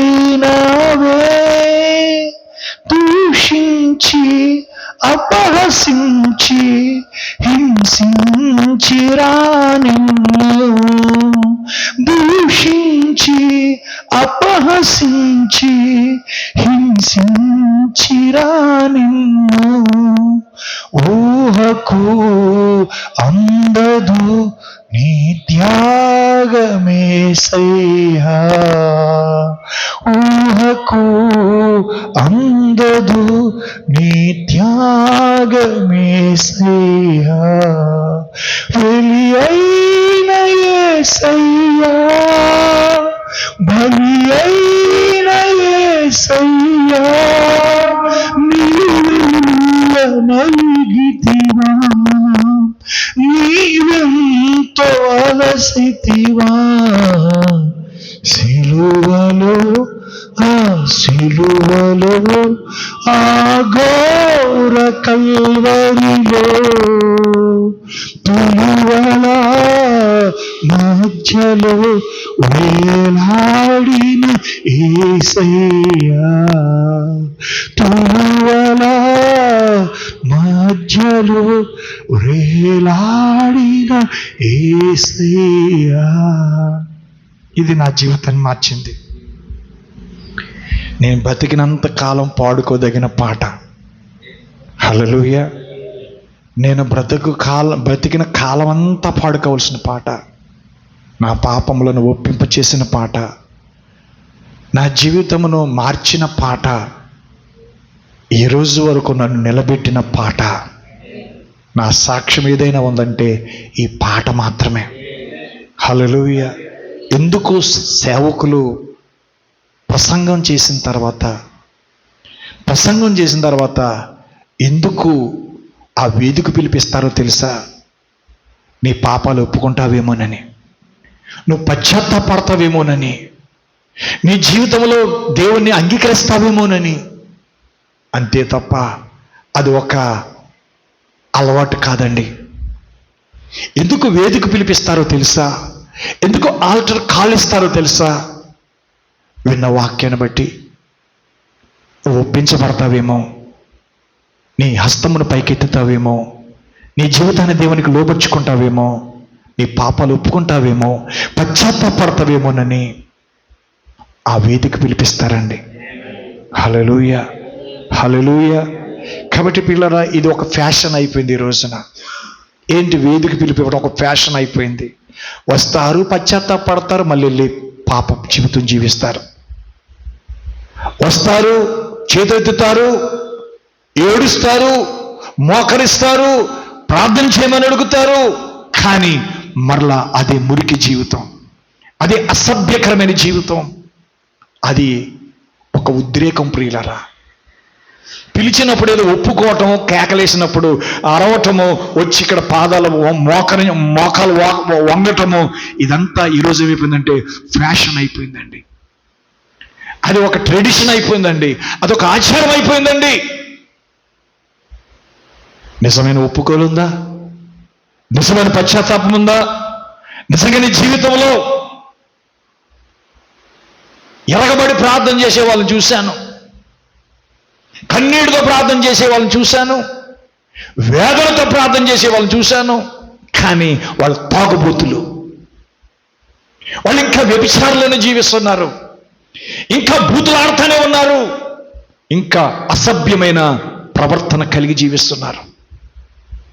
కాబట్టి ఇక్కడ ఏదో వేదిక పిలిపించారని చెప్పేసి నువ్వు ఏడ్ చేసినంతరాన్ని ప్రజలు నమ్మించగలవేమో కానీ దేవుణ్ణి నమ్మించలేవు. నువ్వు దేవుని దగ్గరికి వచ్చిన పశ్చాత్తాపడిన దానికి నీ బ్రతుకు మారిందనే సాక్ష్యం కావాలి. హల్లెలూయా, హల్లెలూయా. ఎందుకంటే పిల్లలు, ఈరోజు క్రైస్తవ్యం ఏమైపోయిందంటే ఒక నటన అయిపోయింది. ఇలా ముట్టుకుంటే పడిపోవటం, పట్టుకునేవాడిని మళ్ళీ వెనకాల ఒకడు పట్టుకోవటం, పడుకోబెట్టడం. ఏంటి ఇదంతా? ఇదంతా ఏంటి? కింద పడి కొట్టుకోవటం, ఇదంతా ఏంటి? వాడు చేస్తున్నాడు కాబట్టి నేను చెయ్యాలి ఆ రకంగా. వాళ్ళు అలా చూపిస్తున్నారు కాబట్టి నేను కూడా అలా చూపించాలని తాపత్రయం పడిపోయారు. కానీ నేను చెప్తున్నాను, ఒకవేళ నిజంగానే దెయ్యాలు ఎలగొట్టే ఆత్మ నీకు ఉన్నట్లయితే, వరము నీకు ఉన్నట్లయితే మంచిదే. నిజంగా స్వస్థత వరం నీకు ఉన్నట్లయితే అది కూడా మంచిదే. ఒకవేళ నువ్వు ఒక అద్భుతాలు చేసే వరం ఉన్నట్లయితే అది కూడా మంచిదే. ఒకవేళ నువ్వు భాషలు మాట్లాడే వరం ఉన్నట్లయితే అది కూడా మంచిదే. ఒకవేళ భాషలకు అర్థం చెప్పే వరం ఉన్నట్లయితే అది కూడా మంచిదే. కానీ ఆ ఆత్మ ఫలములు లేకపోతే ఆత్మ వరములు ఒక వ్యక్తిని క్రీస్తుకు నడిపించాలి. అలా రక్షణ పొందినవారు, లేక అలా స్వస్థత పొందినవారు, అలా విడుదల పొందిన వారి జీవితంలో ఆత్మ ఫలములు కనబడాలి. ప్రేమ, సంతోషం, సమాధానం, దీర్ఘశాంతం, దయాలతో, మంచితనము, ఆశానిగ్రహం, విశ్వాసము, నిరీక్షణ, ఈ ఆత్మ ఫలములు అనేవి మనలో కనబడితేనే ప్రియులరా మన జీవితానికి ఒక రక్షణ సాక్ష్యం అనేది ఉంటుంది.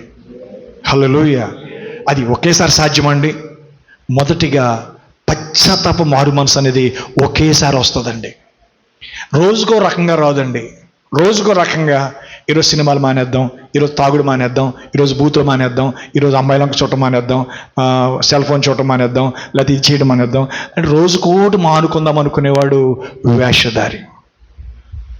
అలా ప్రయత్నించడం తప్పు కాదు, అలా ప్రయత్నించడం తప్పు కాదు. సినిమాలు మానేయాలనుకున్న వాళ్ళు మనమే, బూతులు ఆడకూడదు అనుకున్న వాళ్ళు మనమే, వ్యభిచారం చేయకూడదు అనుకున్న వాళ్ళు మనమే, త్రాగుడు తాకూడదు అనుకున్న వాళ్ళు మనమే, ఇక దెబ్బలాట్లకు వెళ్ళకూడదు అనుకున్న వాళ్ళు మనమే.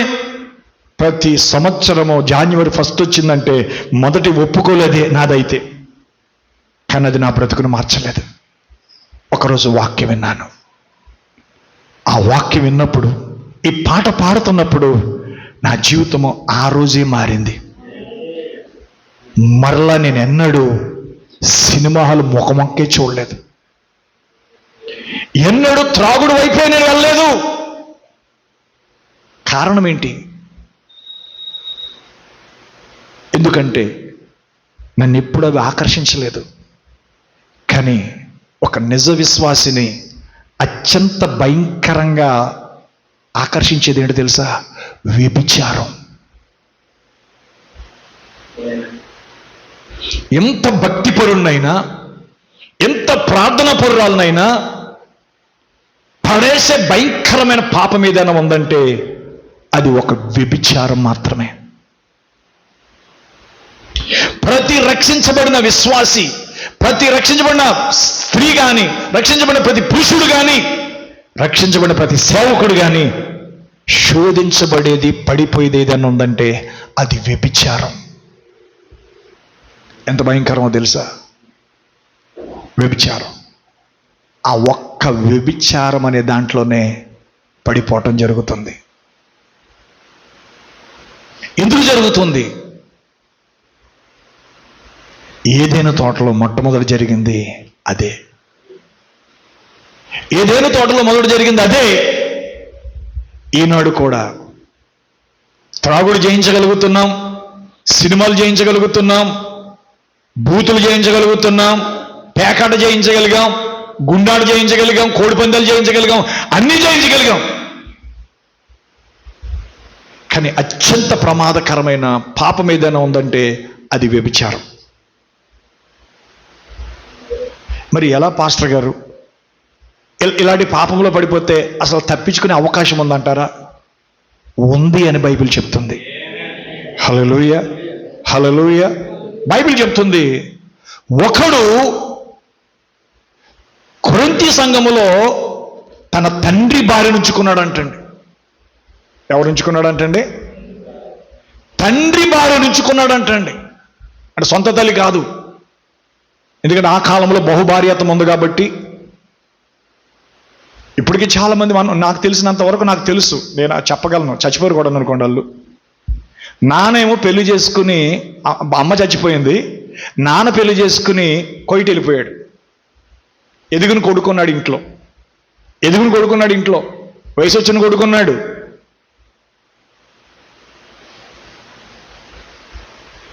ఏం చేస్తాడు?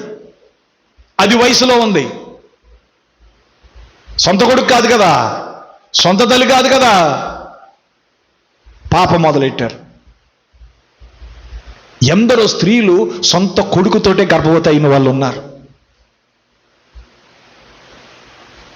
సొంత కూతుర్నే గర్భవతిని చేసిన తండ్రులు ఉన్నారు. ఎందుకు జరుగుతుంది పాపం అని అంటే కారణం ఏంటి అంటే ఆదిలో ఏదేనులో నుంచి ప్రారంభమైంది ఇది. హల్లెలూయా. అది ప్రతి మనిషిని శోధిస్తానే ఉంది. ప్రతి వ్యక్తి దానికాడ పతనమవుతూనే ఉన్నారు. మరి ఎలా సార్ ఆ పాపం నుంచి ఎలా బయటపడగలరండి? అందుకే లోకంలో ఒక సామెత ఉంది, అది నేను చెప్తే బాగోదు, దేవుని బలిపీఠం మీద ఉండి చెప్తుండే, అది అంత మంచి మాట కాదనుకుంటున్నాను నేను. ఎందుకనంటే ఆ అక్రమ సంబంధాలు అంటూ ఉంటే అవి పోవండి. అది దేవుడు కృప ఉంటే తప్ప, దేవుడు దయ ఉంటే తప్ప వాళ్ళు చచ్చే వరకు కూడా ముసిముసి నవ్వులు నవ్వుకుంటూనే ఉంటారు. ఫ్లాష్ బ్యాక్ గుర్తొస్తుంది కదా, మనిషిం కదా, మనకు ఫ్లాష్ బ్యాక్ గుర్తొస్తుంది కదా. ఫ్లాష్ బ్యాక్ గుర్తొస్తుంది. కానీ ఎవరికి గుర్తు రాదు అంటే ఒక ఖచ్చితమైన కఠినమైన నిర్ణయం తీసుకున్న వాళ్ళకి. హల్లెలూయా. ఆ ద్వేషం కలుగుతుంది మనిషి మీద కాదు, ఆ పాపం మీద. Praise lord. ఎలాగండి అంటే చూడండి, ఏ పాపం చేసినా చాలా ఈజీగా ఉంటుంది, కానీ ఈ వ్యభిచారం అనే పాపం ఎలా ఉంటుందంటే, మనం చూస్తున్నాం లోకంలో ఎన్నో కార్యాలు చూస్తున్నాం. ఏం చూస్తున్నాం అంటే చంపుకోటాలు, నరుక్కోటాలు, భర్తను భార్య చంపేయటం, భర్త భార్యని చంపేయటం, ఉంచుకున్న దాన్ని చంపేయటం, ఉంచుకున్నవాడిని చంపేయటం, ఇవన్నీ మీరు చూస్తున్నారు కదా. అంటే వ్యభిచారం అనేది ఎక్కడ తీసుకెళ్తుంది అంటే సావుకు తీసుకెళ్తుంది. ఎక్కడ తీసుకెళ్తుందండి? దాని క్లైమాక్స్ అదే. ఎందుకంటే ఇంకా అది నీ జీవితానికి మార్చుకోకపోతే కనుక నీ జీవితంలో అదేదో బాగుంది, నాకు ఆనందంగా ఉంది, నాకు సంతోషంగానే ఉంది, బాగానే ఉందా అనుకున్నావేమో, ఒకవేళ ఎక్కడో అది నిన్ను పట్టేస్తుంది. సాల్తీయే గల్లంతు. దేవుడు అవకాశాలు ఇస్తాడు, తప్పించుకునే అవకాశాలు. అర్థమవుతుందండి? దేవుడు తప్పించుకునే అవకాశాలు ఇస్తాడు. ఆ టైంలో దేవుడు అవకాశాలు ఇచ్చినప్పుడు తప్పించుకుంటే బతికిపోతావు,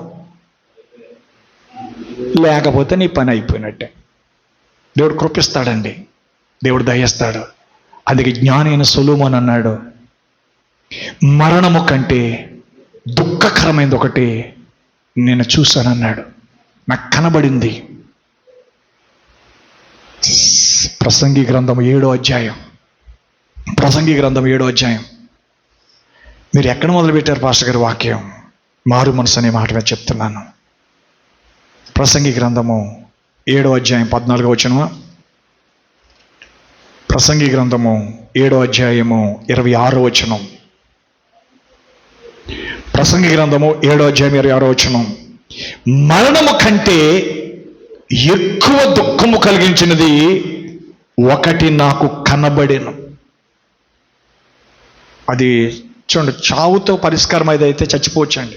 పాపం చేసిన తర్వాత ఇక్కడ చచ్చిపోయేది అయితే చచ్చిపోవచ్చండి. ఇది చచ్చిపోయినా పోది పాపం. అలాంటి పాపం అది. అర్థం చేసుకోనండి. చచ్చిపోతే ఓకే, చచ్చిపోతే పర్లేదు, కానీ నువ్వు చావక ముందు ఒక కార్యం చేస్తాడు దేవుడు. ఏంటంటే మరణము కంటే ఎక్కువ దుఃఖం కలిగించింది ఒకటి నాకు కనబడెను, అది వలల వంటిదై ఉరుల వంటి మనస్సును బంధకముల వంటి చేతులు కలిగిన స్త్రీ.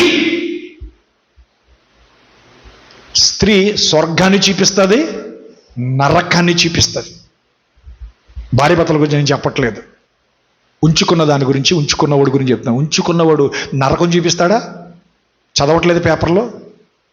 సరే, కొంతమంది దుర్మార్గ భర్తలు ఉంటారు, సైకో భర్తలు ఉంటారు. వాళ్ళు కూడా భార్యను టార్చర్ పెట్టి సిగరెట్ లైట్ అంటించి బ్లేడ్ ఎట్టి కోసి ఇంకా చాలా చిత్రహింసలు పెట్టే భర్తలు ఉన్నారండి. లేరంటారా? ఓ భయంకరమైన చిత్రహింసలు. అంటే అలాంటి బతికి కంటే ఆ ఆడది చచ్చిపోవాలనుకుంటుంది. అలాంటి చిత్రహింసలు పెట్టే భర్తలు ఉన్నారు, లేరని నేను అంటలేదు. కానీ ఉంచుకున్నవాడు పెట్టే టార్చర్ భరించాలి, లేదా ఉంచుకున్న దాన్ని టార్చర్ భరించాలంటే దానికంటే మరణం అసలు మరణం అయితే ఫినిష్ అయితే పర్లేదు, మరణము కంటే దుఃఖం అంటాడు. మరణం కంటే దుఃఖం అంటాడు. చచ్చిపోతే సమస్య పరిష్కారం అవుతుందా? అవ్వదు. కానీ బైబిల్ చెప్తుంది, ఏమని చెప్తుంది తెలుసా? దేవుని దృష్టికి మంచివారైన వారు దాన్ని తప్పించుకొందురు కానీ పాపాత్ములు దాని వలన పట్టబడుదురు అన్నాడు. నిజంగా నేను మొన్న కైకలూరు వెళ్ళాను కదండి. కైకలూరు వెళ్ళినప్పుడు అక్కడ ఒక ఆయన కారులో నన్ను ఏలూరు తీసుకెళ్ళి ట్రైన్ ఎక్కించాడు. ఎందుకో ఆయనకి వాక్యం విన్న తర్వాత నాకు కూడా రావాలనిపించిందంట ఆయన్ని సెండప్ చేయడానికి. కారు ఇచ్చేద్దుడంటే ఎవరికొకరికి చేసుకెళ్ళి దించేద్దురంట. కానీ ఎందుకో దేవుడు నన్ను మీ కూడా వెళ్ళమని ప్రేరేపిస్తున్నాడండి, అందుకే వచ్చానండి అన్నాడు. ఇక 1 hour జర్నీలో ఇంకా ఆయన స్టోరీ చెప్పడం మొదలుపెట్టాడు. ఆయనకి గొప్ప గొప్ప దర్శనాలు ఉన్నాయి, గొప్ప గొప్ప కార్యాలు అతని ద్వారా జరిగాయి. చాలా అద్భుత కార్యాలు. అంటే ఇంక అసలు మాట చెప్పాడంటే జరిగినాయి, అన్నీ కూడా జరిగినాయి. కానీ ఆయన సాక్ష్యం విన్నప్పుడు నేను ఆయన అన్నాను, మీరు ఒక్కసారి మా చర్చికి రండి అన్నాను. ఒక్కసారి వచ్చి మీ సాక్ష్యాన్ని మా సంఘంలో చెప్పాలండి. చాలా రిక్వెస్ట్ చేశాను. ఆయన పేరు ఏదో పేరు, ఆయన పేరు తప్పనిసరిగా రండి ప్లీజ్, ఒకసారి రండి అని చెప్పేసి నేను పిలిచానండి. అతడు నిజంగా అతని సాక్ష్యం ఏంటండి, ఒకవేళ బలిపీడ మీద నిలబడి అతను సాక్ష్యం చెప్తాండి, ఎలాంటి వాడు పాపమైన పశ్చాత్తాపడతారండి, ఎలాంటిదైనా మారిపోద్దండి. తేటగా తెర మీదే చూపించినట్టు చెప్పాడండి సాక్ష్యం. తన జీవితంలో ఎలా పడిపోయాడు, ఎలా దేవుని ఆత్మను పోగొట్టుకున్నాడు, ఎలాంటి స్థితిలోకి వెళ్ళిపోయాడు, ఆ తర్వాత మళ్ళా అతడు ఏ రీతిగా దాని నుంచి బయటపడ్డాడు. ఆ ప్రసంగం విన్న తర్వాత అక్కడ ఇది చెప్పలేదండి, దీని గురించి అసలు రాలేదు, వేరే ప్రసంగం అది. కైకలూరులో ప్రసంగం మీరు విని ఉంటారు అనుకుంటున్నాను, అక్కడ వినకపోతే మళ్ళీ వినండి. ఆ ప్రసంగం విన్న తర్వాత అతడు పట్టుకున్నాడు దాన్ని. భయపడిపోయారంట అక్కడ. ఏంటి ఈయన సువార్త అన్యుల గురించి మాట్లాడుతున్నాడు ఏంటి, అది మాట్లాడుతున్నాడు ఏంటని వాళ్ళు ముందు టెన్షన్ పడ్డారంటే, ఏంటి మళ్ళీ గొడవకు వస్తారేమో ఎవరన్నా అన్న. ఎవడు రాడండి, ఎందుకంటే మనం కరెక్ట్గా చెప్తే ఇది రైట్ అనాలి అంతే అండి. ఇంకా దౌర్జన్యంగా వస్తే మనం ఏం చేయలేం, కానీ ఒప్పుకు తీరాలండి. అది నాది గొప్పతనం లేదా సేవకుడు గొప్పతనం నేను చెప్పట్లేదండి. అది వాక్ అయితే అవుననుటకు కానీ కాదనుటకు కానీ వీలు కాని వాక్కుని మీ నోట ఉంచుతానన్నాడు ఆయన. అవునని చెప్పలేవు, కాదని చెప్పలేవు, సైలెంట్ అయిపోవాలి, ఎందుకంటే అది దేవుని వాక్యం. Praise lord. ఒక మంచి సాక్ష్యం చెప్పాడండి. ఆయన పేరు ఏదో పేరు, ఆయన పేరు నేను మర్చిపోయాను. దేవుని చిత్తం అయితే ఆయన మన మధ్యకు వస్తాడు, రావాలని నేను కోరుకుంటున్నాను.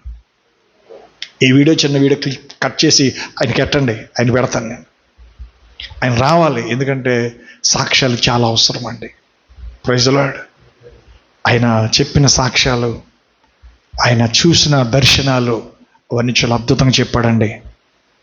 కానీ ఆ పాపములో పడిపోయినప్పుడు అది ఓలల వంటిదై ఊర్ల వంటి మనస్సును బంధకముల వంటి చేతులు కలిగిన స్త్రీలోంచి అతడు ఎలా బయటికి రాగలిగాడో ఆ విషయం చెప్పాడు. దేవునికి స్తోత్రం కలుగును గాక. హల్లెలూయా. ఆ తరువాత దేవుడు అతన్ని ఎలాగ ఆశీర్వదించాడో, ఎలా అతన్ని దేవుని కొరకు నిలబెట్టుకున్నాడో, ఈరోజు మళ్ళా తిరిగి ఆ ఆత్మకార్యం అతని జీవితంలో జరుగుతుందనే విషయం చెప్పుకొచ్చాడు. దేవునికి స్తోత్రం కలుగును గాక. కాబట్టి పిల్లరా, ఇక్కడ మనం చూస్తున్నాం ఒక చక్కని మాట, అందరికీ ఆదరణ ఇచ్చే మాట. ఏంటమాట? దేవుని దృష్టికి మంచివారైన వారు దాన్ని తప్పించుకొందురు కానీ పాపాత్ములు దాని వలన పట్టబడుదురు అన్నాడు. దాని నుంచి బయటపడటం చాలా కష్టం అండి. అది ఆడదైనా సరే మగోడైనా సరే. ఎందుకంటే అక్రమ సంబంధాలు పెట్టుకోవడం ఈజీ, పాపాలు చేయడం చాలా ఈజీ అనుకుంటారు. కానీ దాని నుంచి బయటపడటం చూసారండి, అది దేవుడు దయ లేకపోతే, దేవుడు కృప లేకపోతే ఎవడు బయటపడ్డండి. ఒక త్రాగుడు తీసుకోండి, త్రాగుడు కూడా అంతే. తాగుడు కూడా అది నిన్ను నాశనం తీసుకెళ్తుంది. తాగుడు అస్సలు ఇష్టం లేదు, కానీ ఎవడో ఒకడు బలవంతంగా నిన్ను ఒక దాంట్లో లాగుతారు. ఆ తర్వాత నీకు మెల్లగా, నాకు రాత్రి మీద ఇద్దరు కల వచ్చింది నాకు. అంత ఫారెన్ విస్కీ అండి. ఫారెన్ అంటే చాలా చాలా కాస్ట్లీ వైన్ అనమాట అండి. కాస్ట్లీ అంటే ఇంకా చాలా కాస్ట్లీ.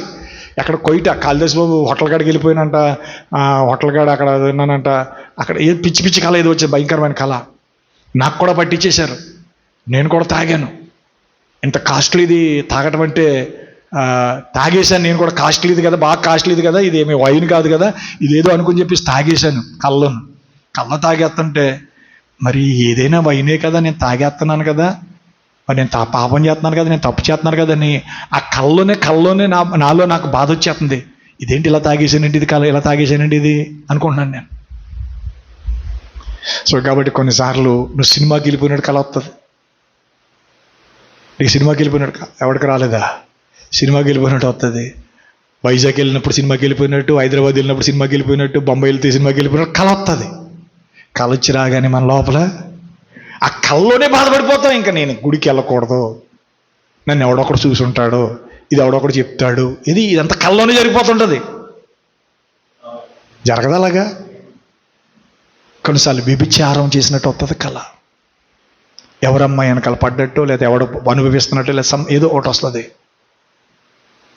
నువ్వు అనుకుంటావు కళ్ళను, నేను జయించాలి, నేను జయించాలి, నేను జయించాలనుకుంటావు, కానీ నువ్వు పడిపోతావు. పడిపోయినప్పుడు నీకు అనిపిస్తుంది, ఛీ నా జీవితం అయిపోయింది, ఇంకా నా బ్రతుకు ఇంకా అయిపోయింది, నేను తలెత్తుకోలేను, గ్రామంలో ఉండలేను, ఊర్లో ఉండలేను ఇంక నేను అని చెప్పేసి ఆ కళ్ళలోనే మళ్ళా నీకు నేను అంటున్నాను, కళ వచ్చిన తర్వాత పశ్చాత్తాపం కాదు, కళ ఇంకా కంటిన్యూ అవుతూనే ఉంటుంది. ఆ పశ్చాత్తాపం కూడా ఆ కళ్ళలోనే వస్తూ ఉంటుంది. ఆ తర్వాత పొద్దున్న లేచి మర్చిపోతాం. ఆ కాంచి ఇప్పుడు మధ్యాహ్నం సాయంత్రం ఎప్పుడు గుర్తొస్తా రాత్రి జరిగిన కళ, అయ్యి బాబోది కళ కదా అనుకుంటాం. మీకు ఎవరికి ఎక్స్పీరియన్స్ లేదా? వస్తాయండి, కళ్ళు వస్తాయండి. కళ్ళు అధికమైన కళ్ళు మంచిది కాదు, కానీ కొన్ని కళ్ళు వస్తాయి, నీకు హెచ్చరికలు జరుగుతుంటాయి. సో కాబట్టి పాపం అనేది నిన్ను ఎప్పుడైనా పొంచి ఉంటుందండి. సో కాబట్టి ఈరోజు పశ్చాత్తాపం గురించి చెప్పాను, మారు మనసు గురించి చెప్పాను. Praise the lord.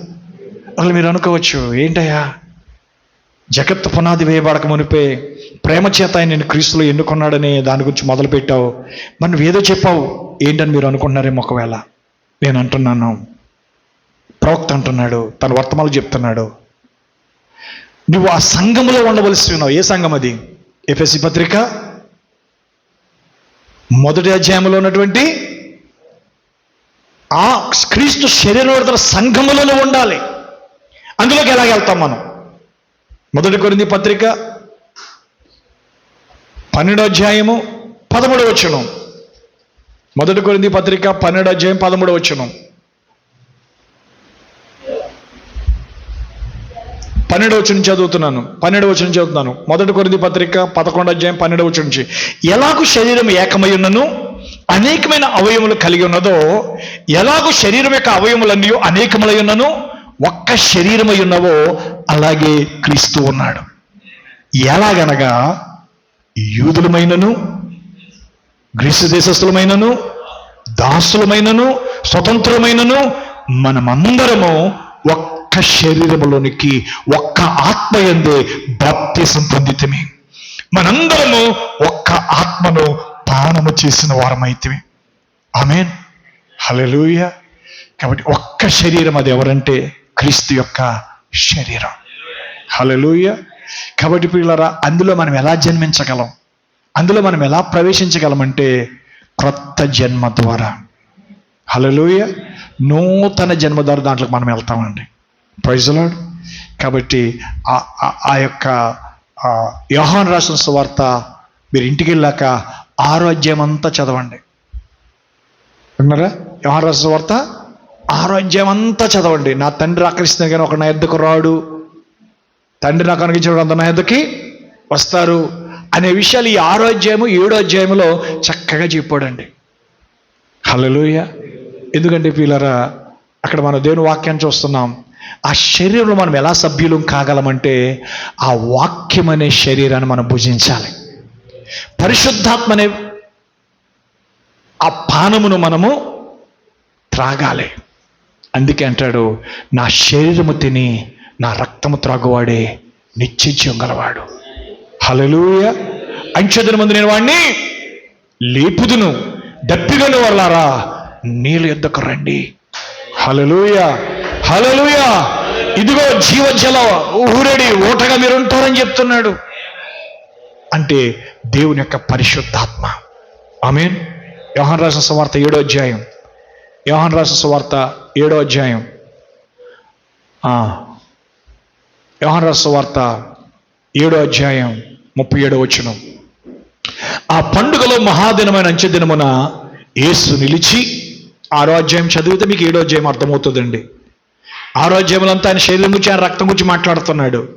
ఇక్కడ 7వ అధ్యాయంలో పస్కా పండగ అనేటువంటి చివరి దినం గురించి మాట్లాడుతున్నాడు. ఏమని మాట్లాడుతున్నాడు?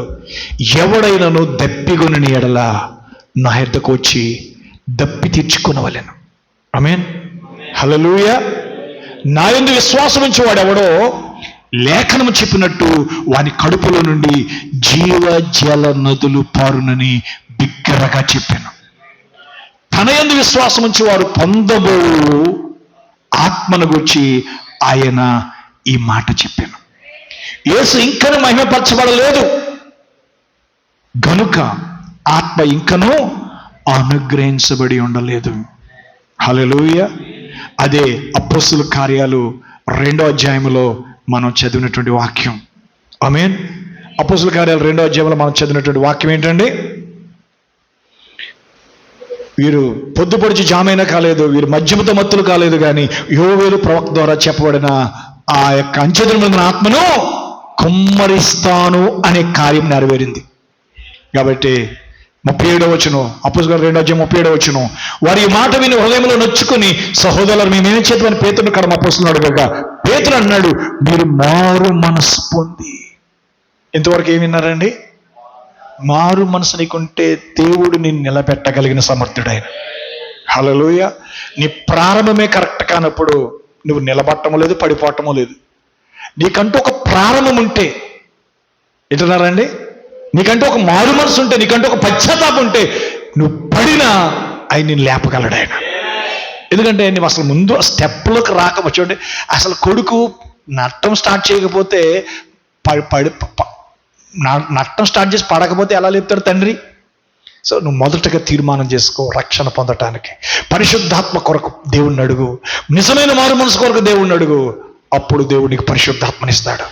ఆయన అన్నాడు, మీరు మారు మనసు పొంది పాప క్షమాపణ మీద ప్రతివాడు యేసుక్రీస్తు నామమున బాప్తిసం పొందుడి, అప్పుడు మీరు పరిశుద్ధాత్మను వరం పొందుతారు. ఆమేన్. ఖచ్చితంగా నీలో పరిశుద్ధాత్మ ఉండాలి. నేను అనేది ఏదో భాషలో మాట్లాడి చెప్పలు కొట్టడం కాదు. వాక్యానుసారమైన జీవితం నీలో ఉంటే నీలో ఆత్మ ఫలములతో పాటు ఆత్మ వరములు కూడా ఉంటాయండి. హల్లెలూయా. Praise the Lord. పరిశుద్ధాత్మ కావాలా? ఈ వాగ్దానం మీకును మీ పిల్లలకును దూరస్తులందరికీ, అనగా ప్రభు అయిన మన దేవుడు తన ఎదుగు పిలిచిన వాళ్ళందరికీ చెందిన వారితో చెప్పాను. ఇంకా అనేక విధ మాటలు సాక్ష్యం ఇచ్చి మీరు మూర్ఖులకి తరవారికి వేరే రక్షణ పొందుడని వారిని హెచ్చరించాను. కాబట్టి తన వాక్యం అంగీకరించిన వారు బాప్తిసం పొందిరి. ఆ దినమందు ఇంచుమించు 3,000 మంది చేర్చబడిరి. వీరు అపోస్తుల బోధ ఎందును, సహవాసమందును, రొట్టె విరుచుట ఎందును, ప్రార్థన చేయడం ఎందును ఎడతెగకుండిరి. ఇది మొదటి సంఘం. కేథలిక్ సంఘం కాదండి, లూథరన్ సంఘం కాదండి, పెంతెకోస్తు సంఘం కాదండి, బాప్టిస్ట్ సంఘం కాదండి, క్రీస్తు సంఘం కాదండి, యేసునామ సంఘం కాదండి. ఈ సంఘాలు ఏమి ప్రారంభం కాదండి. ఇవన్నీ సంస్థలు. హల్లెలూయా.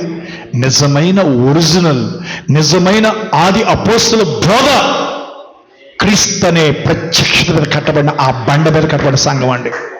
ఈరోజు ఎవడో ఎక్కడ ఏ సంఘం కట్టినా ఈ పునాది మీద కట్టబడకపోతే ఆ పునాది నిలబడదు.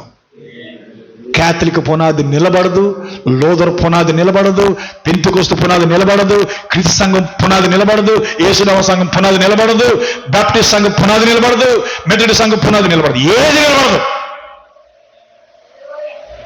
ఎందుకంటే తిరిగి మరలా తండ్రి హృదయం పిల్లల తట్టును, పిల్లల హృదయము తండ్రుల తట్టు తిప్పటానికి ఏలి ఆత్మ కలిగిన వర్తమానం మనకు వచ్చిందండి.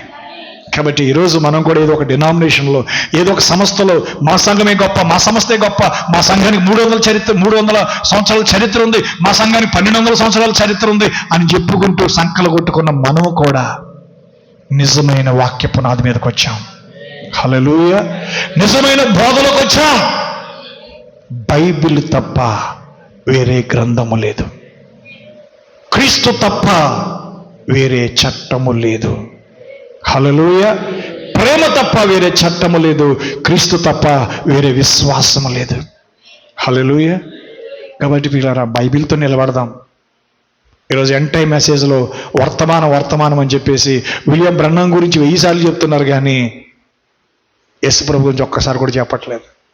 అది పెట్టావు కదా. ఎందుకంటే ఇప్పుడు చెప్పుకోవాల్సింది విలియం బ్రన్నమ్ గురించి కాదు, నీ ప్రభు అయిన యేసుక్రీస్తు కోసం. మార్టిన్ లూథర్ కోసమే చెప్పుకుంటున్నారు వాళ్ళు, ఇంకా జాన్ వెస్లీ కోసమే చెప్పుకున్నారు, డిఎల్ మూడీ గురించి చెప్పుకున్నారు, బిల్లీ గ్రహం గురించి చెప్పుకున్నారు, వాళ్ళ గురించి గురించి చెప్పుకున్నారు, బ్రన్నమ్ గురించి చెప్పుకున్నారు. కానీ చెప్పుకోవాల్సింది నజరేయుడైన యేసుక్రీస్తు, మన ప్రభు అయిన యేసుక్రీస్తు. ఆయన గురించి చెప్పండి. ఆయన నిజమైన మన విమోచకుడు, మన రక్షకుడు, మన కొరకు ప్రాణం పెట్టినవాడు, మన కొరకు సమస్తము చేసి ముగించినవాడు. జగత్తు పునాది వేయబడక మునిపే ఆయన మనల్ని క్రీస్తులో ముందుగా ఎన్నుకున్న దేవుడు. దేవుడు మిమ్మల్ని దీవించును గాక. సమయం లేదు కాబట్టి అందరూ కూడా లేచి నిలబడదాం. మరి చెప్పబడిన ప్రార్థనా విషయాలన్నీ కూడా మీరు ప్రార్థన చేయమని కోరుతా ఉన్నాను. ప్రార్థన చేసుకుందాం. అత్యంత మిక్కిలి ప్రేమ, కృప, కనికరమ కలిగిన మా ప్రియ పరలోకపు తండ్రి, ఈ రాత్రి మేము ఇలా కూడి ఉండటం చూస్తున్నావు. ఈరోజు నీ వాక్యము ఏ రీతిగా నువ్వు మాట్లాడటం నీ చిత్తమని మేము నమ్ముచున్నాం.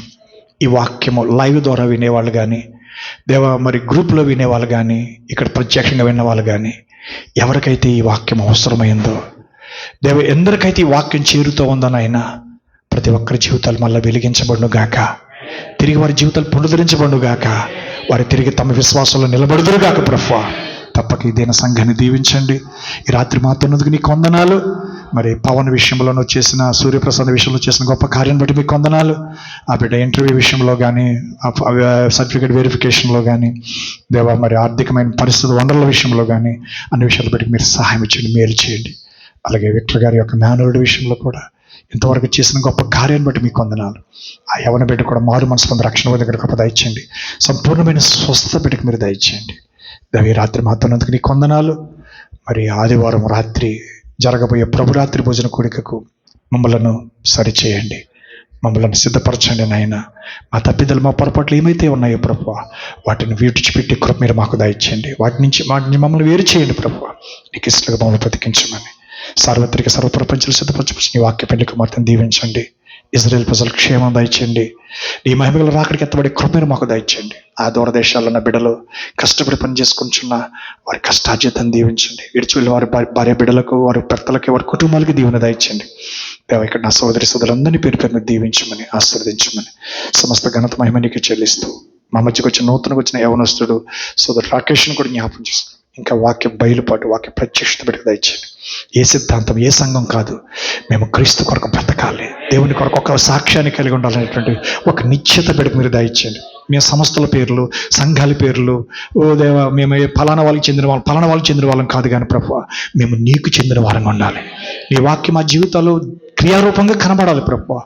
అట్టి గొప్ప జీవితాలు మా అందరికీ దయచేయమని సమస్త ఘనత మహిమ నీకు చెల్లిస్తూ ప్రభువైన యేసుక్రీస్తు నామములో ప్రార్థిస్తున్న మా పరమ తండ్రి, ఆమేన్. మహాదేవుడును మన ప్రభును మన రక్షకుడైన యేసుక్రీస్తు కృప సదాకముతో తోడేయుండును గాక. Amen, amen. God bless you. దేవుడు మిమ్మల్ని అందరినీ దీవించును గాక. షాలోమ్. అందరికి వందనాలండి. God bless you.